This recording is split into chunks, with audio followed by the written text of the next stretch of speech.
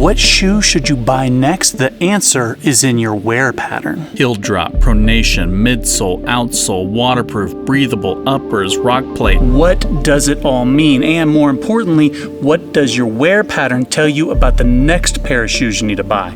That's what we're talking about today, so let's check it out. So the most important piece of gear in anyone's hiking kit is not the tent or even the backpack. It's the shoes you wear. It doesn't take a rocket scientist to realize we wouldn't get far without our shoes, yet there are a billion different options out there with a billion more features that just leave us all confused. Today, I'm going to do my best to wade through the muck and make it all make sense. But before I do, I should say that this is all very confusing, and I am by no means an expert when it comes to feet and shoes. All that said, there are a few things I think I can help you understand. You have probably heard the debate between hiking boots and trail runners. It seems that most hikers these days are switching to trail runners, myself included, but that doesn't mean boots are obsolete, and they could be the right option for you. The main benefit of a boot is durability. They're often made with leather, have really thick soles, and can last you a really long time. Boots were made with the idea that you will be hiking in very rugged terrain with very heavy loads, and they are made to take the punishment. But most modern trails are really well established, so unless you spend a lot of time hiking off trail, a boot is probably more than you need. Some of the major downsides of boots is they don't breathe very well. They are restrictive and heavy. Boots range in weight from about 2 pounds to almost 5 pounds per pair, and studies have shown that repeatedly lifting that much weight with every step takes a toll on your body and your energy levels, which is the reason why a lot of people have started switching to trail runners. These are basically shoes that have aggressive lug patterns to grip trails, dirt, and rocks. They are a fraction of the weight, coming in on average around 10 ounces per pair, relieving a lot of the fatigue of heavy hiking boots. They breathe a whole lot better, keeping your feet cool on hot hikes, but they are not as durable, which means you will probably go through several pairs depending on how often you hike. And the first thing people think about when you start talking about trail runners versus hiking boots is ankle support. The predominant belief is boots are going to keep you from twisting your ankle, which just isn't the case. A boot can reduce the likelihood of a twisted ankle, but they can also weaken ankle muscles and provide a false sense of security that can lead to a twisted or sprained ankle.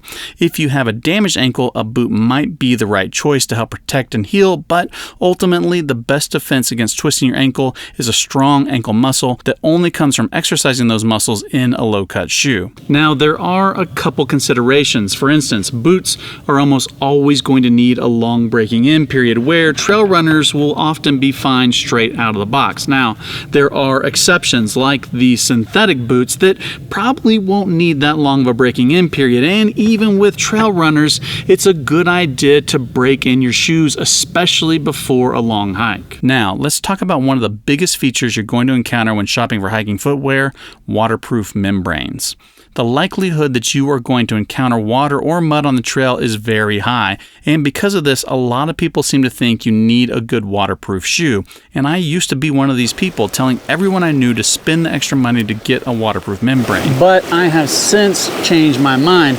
Waterproof shoes are great so long as the water you encounter isn't deeper than the top of your shoe. The first time you come to a legit water crossing, you're going to either spend more time and energy looking for a way to cross without getting too deep, or you're going to have to change out your shoes for sandals, do the crossing, and then change them back. And if you ever make the mistake of accidentally getting water through the top of the shoe, the waterproof membrane is now working against you, actively preventing the shoe from drying out. Whereas trail runners, paired with a good synthetic or wool sock, can easily tromp straight through water crossings without worry and will usually dry within 15 minutes. I was a long holdout on this and eventually changed my mind when I was faced with an unexpected water crossing and no choice but to wade in with my shoes on. Within 15 minutes, I couldn't even tell that I had been in the water, and I didn't spend any of that time changing into or even carrying heavy sandals. Ultimately, I realized you spend a lot of time, energy, and effort trying to protect waterproof shoes from getting wet when you could just let your trail runners dry. But as with most things, it comes down to personal preference. Now, before we get into wear patterns, I need to tell you about today's sponsor, Garage Grown Gear. They carry everything you need to go backpacking and are proud to feature small cottage brands you can't get anywhere else. They recently started carrying these trail runners from a brand called Norda that are the first shoes to feature a Dyneema upper. Using the absolute lightest materials possible, they weigh in less than 10 ounces and feature a Vibram Mega Grip sole. Go check them out at GarageGrownGear.com and see all the specialty backpacking gear you didn't even know existed. Use the QR code on your screen or the links in the description. Now, back to the video. Okay, everything up to this point has been pretty straightforward. Now let's get into the more complicated side of shoes, heel drop and pronation. Now, if you're anything like me, you probably think of arch support as a good thing. I mean, how could it be bad? But not everyone needs arch support, and what it really boils down to is pronation. Pronation is the tendency for your feet to naturally turn inward. If you have it, you need a shoe with more arch support to help bring your foot into a neutral position. Now, I am by no means an expert, but I can give you a few tips to find out if you have pronation or not. Go get your most well-worn pair of shoes and look at the wear pattern on the sole.